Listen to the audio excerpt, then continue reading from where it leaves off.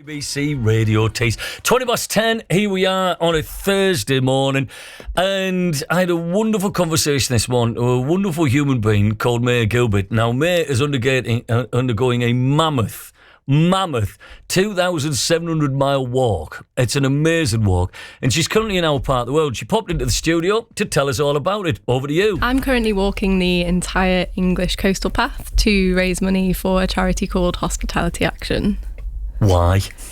A few different reasons, but the main one, Hospitality Action helped me out during COVID. I've worked in hospitality my entire life, and they are the only charity really who are dedicated just for people in the industry. And I'd just set up a small business in 2020, and then the pandemic hit. I couldn't get furlough, I couldn't get bounce back loans, and I couldn't get universal credit, and they stepped in and financially supported me for a little period. That must have been mentally, emotionally, physically crippling. Yeah, I was suffering with anxiety already in my 20s, and it was a big hit. I'd just bought a house, so to not be able to afford my mortgage payments, it was really turbulent. And they announced their COVID grants almost immediately, and I applied for the first one, and it was approved straight away. So it was just a massive relief for me. What does it feel like? Forgive me for being so bold, but to everything you've worked for to build up, to then, through no fault of your own, see it all crumble. I can't imagine what that feeling must be like. Yeah, it was difficult. We were having a much better first year than we ever projected, and then it all just kind of came crashing down overnight. So just to lose that promise of income, and to sort of see a business that I'd been planning and building for quite a long time all of a sudden just sort of die overnight was really difficult. And that investment into a home, everything that you're told to do, isn't it? Get some bricks and mortar, that'll look after.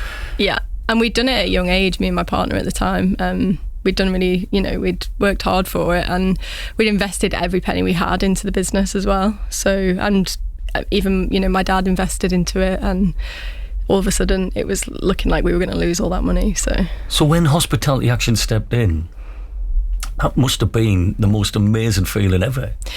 Yeah, it was just such a relief, like to go from feeling so anxious about whether I was going to be able to make my next mortgage payment, or go to the supermarket that week, or feed my dog. And then the things we take for granted. Yeah, just like normal everyday stuff, to just have that little safety net.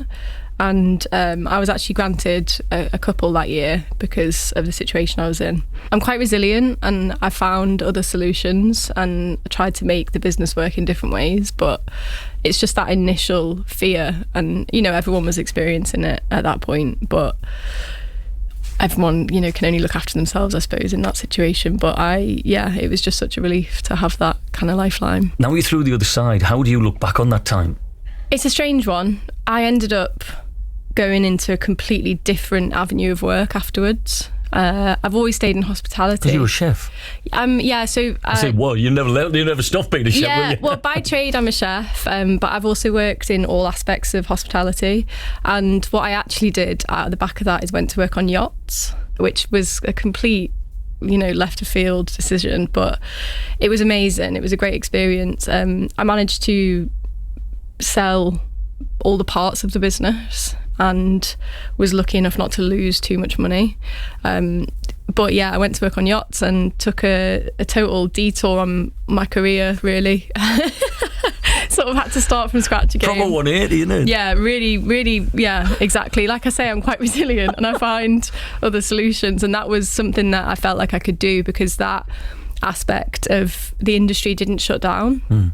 It kept going, and I could continue to earn money. I only did it for a little while, but it was a great experience, and it saved me financially. So, and emotionally, I would imagine. Yeah, it was a nice escape, because obviously I was out on the boats in the middle of some beautiful places, and a lot of other people were in lockdown, so it was a weird juxtaposition to be in that situation. But I consider myself very lucky to have had that opportunity. It's amazing. You started. When did you start the walk? I started on the 28th of May. I did take just over a week off for Glastonbury because I have been trying to get tickets for 13 years and finally got one. That's for anyone forgive you for that. To get down to Glasgow and go and experience that. I think no one would ever fault you for that. Yeah, so finally managed to experience that. So I did take a little bit of time off for that, but other than that, it's been consecutive walking for today's day 98. I have 22 days left after this. So where did you start? In Liverpool.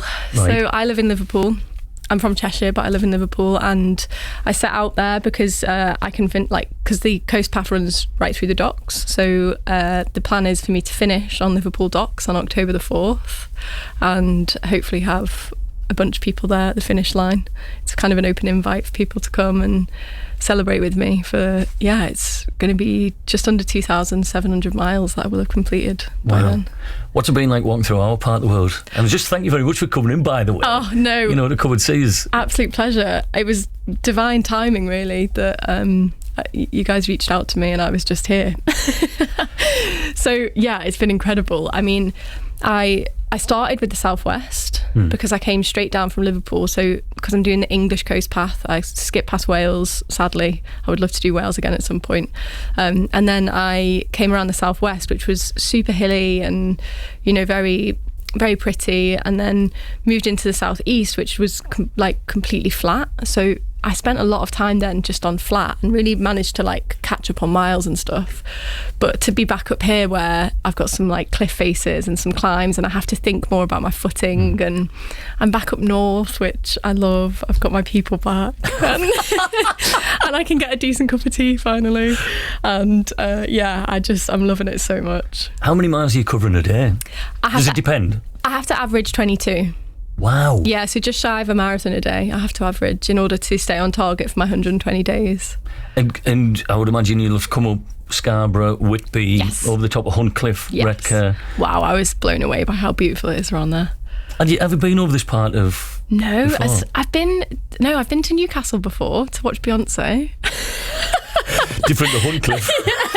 I came to see Beyonce in Newcastle, and I've been to Sheffield, but I've never been to this part of the coast, and it's just stunning, really stunning. I can see myself spending some time here for sure. We would always have you back. You finished last night in Hartlepool, is that right? Indeed, yes.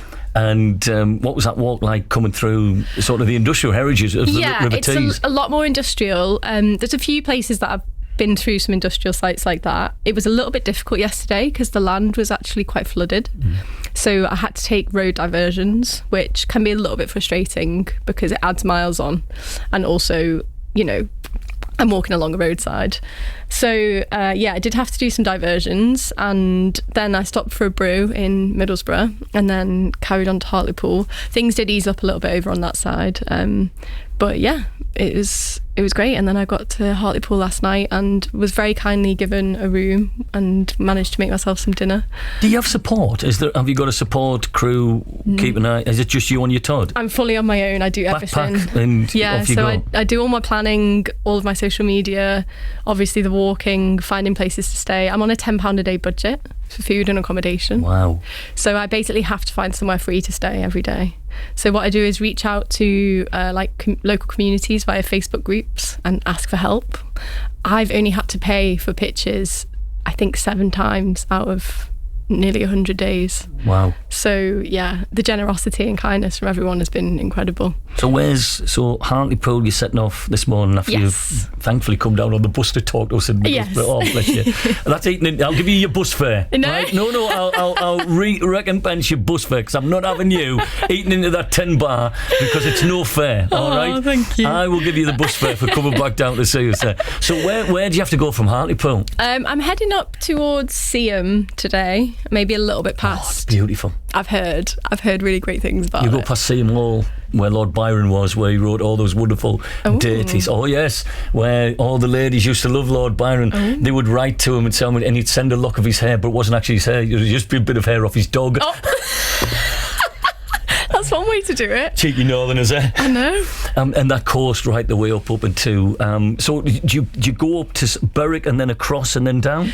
Yeah. So what I do at the land borders is the taxi dad comes to get me and takes me across. So he drove me down Wales and he'll drive me across Scotland because I'm doing the coast path. So I go up to just beyond Berwick upon Tweed, and then I will set out from Gretna the following day to come down the northwest to finish in Liverpool. That's amazing. How can we support you? How can we follow your journey?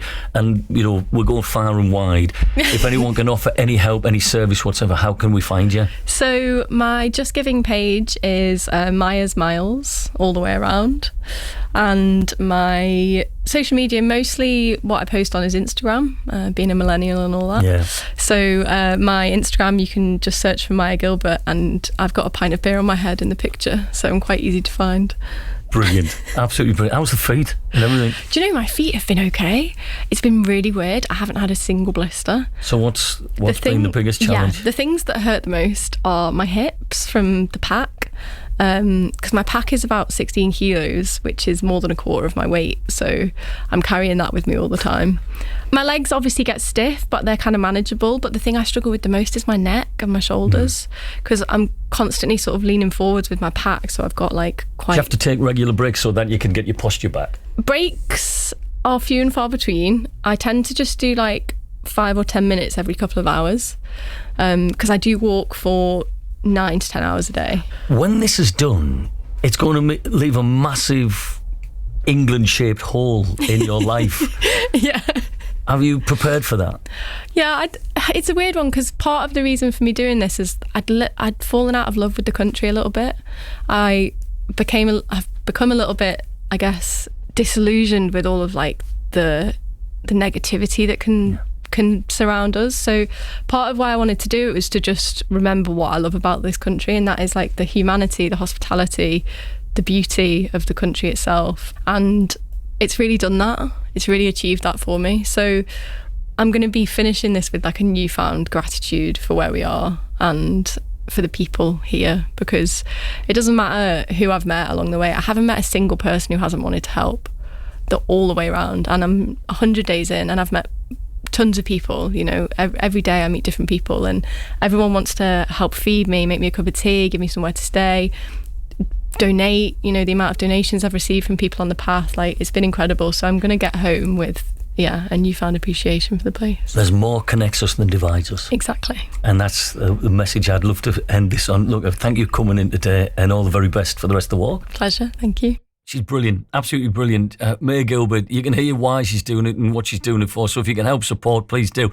And she's in our patch. She'll have just left Hartlepool now, going up the coastal path, heading towards Seaham, heading towards Sunderland up there. And if you are up there doing a bit of walk and you bump into Maya, just give her a bit of sort of love and maybe a bit of support if you can. You can follow her on the socials. She's on Instagram, Maya Gilbert, and just support her on her way. And we wish her all the very best. Now, she started in Liverpool and she's finishing in Liverpool. Well, it'd be remiss of me to do so, wouldn't it? Penny Lane, there is a barber showing photographs of every hair